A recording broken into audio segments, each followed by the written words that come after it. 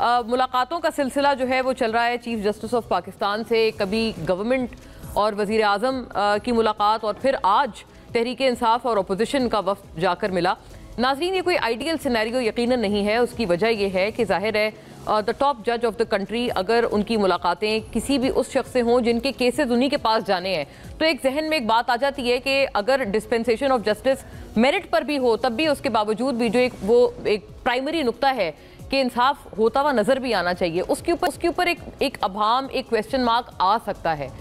इसलिए कि अच्छा किसी की अगर कुर्बत नज़र आए कि अदालत से, तो जो भी फैसला होगा उसको एक उस निगाह से देखा जाएगा कि प्रॉबेबली कोई एक्स्ट्रा कोई रियायत दी जा रही है या कुछ फेवर दिया जा रहा है। तो कोई आइडियल सिनेरियो नहीं है ये, लेकिन प्रॉबेबली इस वक्त जो सर्कमस्टांसेस हैं मुल्क में वहाँ पर एक आइडियल सिनेरियो की तवक्को की जा सकती है या नहीं की जा सकती, ये भी इसके बिल्कुल बरक्स एक दूसरा सवाल उठ जाता है। क्योंकि जो पीटीआई का वफ्द जो मिला है उनका तो ये कहना है कि हमारे तो जो हमें रिलीफ कोई मिलता भी है अदालतों से उन पे अमल दरामद नहीं हो पाता। जो बेसिक हमारे हवाले से जो एक रिक्वायरमेंट्स हैं या मैनुअल जो कहता है किसी भी कैदी को लेकर, बिलखुसूस खान साहब चूँकि जेल में हैं तो उनके मैनुअल के हिसाब से, जेल मैनुअल के हिसाब से जो चीज़ें उनको इंटाइटल्ड हैं वो भी उन तक नहीं पहुँच रही हैं।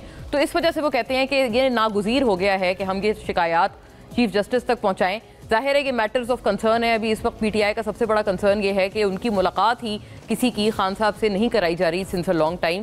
साथ साथ ये भी एक बहुत बड़ी शिकायत है कि उनके घर वालों तक से उनका कोई राब्ता नहीं करवाया जा रहा। ऑब्वियसली ये शिकायत पिछली जो अपोजिशन थी जब वो कैद में थी इमरान खान साहब के दौरे हुकूमत में, उनको भी यही शिकायत रही थी। लेकिन वही लोग अब जब गवर्नमेंट में हैं, उनके गवर्नमेंट में होते हुए यही शिकायत उनके ओपोनेंट को आ रही हैं, तो क्या ये हुकूमत के ऊपर एक बहुत बड़ा सवाल नहीं आता?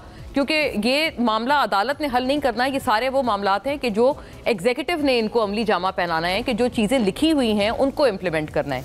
इस हवाले से जो चीज़ें हमारे पास हैं हमने कुछ मजमूई तौर पे इकट्ठी की हैं, वो देखते चलिएगा। फिर इसमें एक और हमने इसके साथ जोड़ी है, वो है आर्मी चीफ का बरतानिया दौरा और उसके ऊपर होने वाला पीटीआई यूके ने जो एहतजाज किया वो एक खासा मायूब सिलसिला बना और एक उल्टी एम्बेरसमेंट का सामना पीटीआई को रहा। किस तरह से वो भी हम इसमें इस पूरे कंटिन्यूटी में आपको दिखाएंगे, beginning from the meetings with the chief justice and then the army chief's visit to the UK. Chief justice से मुलाकातें। नाज़रीन, आज तहरीक इंसाफ के साथ रुकनी वफ्द ने चीफ जस्टिस याहिया आफरीदी से मुलाकात की, जिसमें बानी पीटीआई के केसेस पर बात हुई। चीफ जस्टिस से मुलाकात के बाद मीडिया से गुफ्तगू करते हुए चेयरमैन बैरिस्टर गौहर ने कहा कि मुलाकात चीफ जस्टिस की दरख्वास्त पर की गई। चीफ जस्टिस ने अदालती रिफॉर्म्स के हवाले से 10 नुकाती एजेंडा शेयर किया। हम अपनी तजावीज़ चीफ जस्टिस ऑफ पाकिस्तान को देंगे। बैरिस्टर गौहर ने बताया कि हमने चीफ जस्टिस को कहा कि आपके हुक्म पर कोई अमल दरामद नहीं होता। हमने पीटीआई रहनुमाओं और कारकुनान पर एफआईआर की भी बात की। चीफ जस्टिस को फराहम करदा डोजियर पर भी गुफ्तगू हुई। पीटीआई के सेक्रेटरी जनरल सरमार अकरम राजा कहते हैं कि चीफ जस्टिस को आइन में दिए गए इंसानी हुकूक की पामालियों के हवाले से आगाह किया। अगर पाकिस्तान की आला अदलिया इन मसाइल को नहीं देखती तो फिर लोग मायूस होंगे। अपोजिशन लीडर उमर अयूब भी कहते हैं कि सलमान अकरम राजा ने चीफ जस्टिस से मिलिट्री कोर्ट्स के हवाले से बात की, उन्हें लापता अफराद के हवाले से तफसीली ब्रीफिंग भी दी। चीफ जस्टिस को बताया गया कि पंजाब में हमारे खिलाफ पुलिस इस्तेमाल की जा रही है। अपोजिशन लीडर उमर अयूब ने कहा कि चीफ जस्टिस ने 9 मई और 26 नवंबर के हवाले से बानी पीटीआई के खतूत पर भी बात हुई और हमने वाजे कर दिया कि हम 26वीं आईनी तरमीम को नहीं मानते। हमने अपने वकला को मिलने वाली धमकियों के हवाले से भी चीफ जस्टिस को आगाह किया और जजेस के खत और कुछ इदारों के मनफी किरदार का भी नुक्ता उठाया। उमर अयूब ये कहते हैं इससे कबल 19 फरवरी को वज़ीर आज़म शहबाज शरीफ ने भी वज़ीर कानून आज़म नज़ीर तारड़ और अटॉर्नी जनरल मंसूर उस्मान के हमरा चीफ जस्टिस याहिया आफरीदी से इस्लामाबाद में उनकी रिहाइश गाह पर मुलाकात की थी।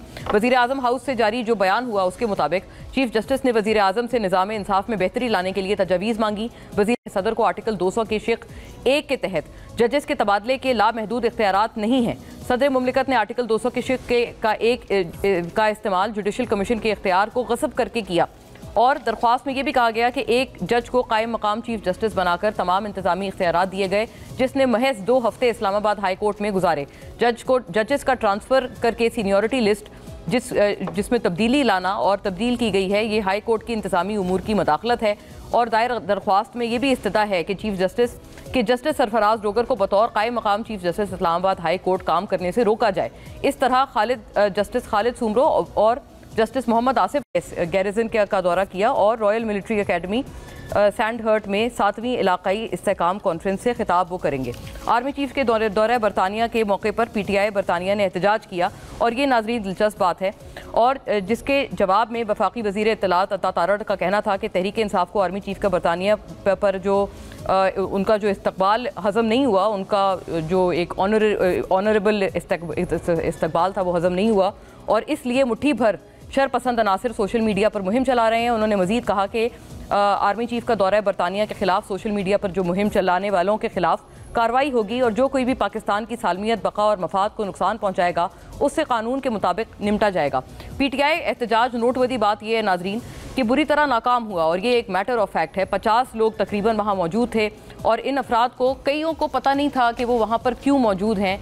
ये तो बहरहाल अता साहब का ट्वीट है, लेकिन नाजरीन सुनिएगा कि जब वहाँ पर जो मौजूद जो एहतजाज में अपने लोग थे, जब उनसे सवालात हुए कि आपकी इतनी डिसमल आपकी पार्टिसिपेशन क्यों है, आपके लिए ये बहुत मायने खेज एहतजाज था, तो वो जो एहतजाज के शुरका थे, एहतजाजी थे, उनकी तरफ से जिस तरह के मंतक सामने आए। जी नाजरीन, एक तरफ ये बताया जा रहा है कि वीकडे था इसलिए छुट्टी नहीं मिली लोगों को।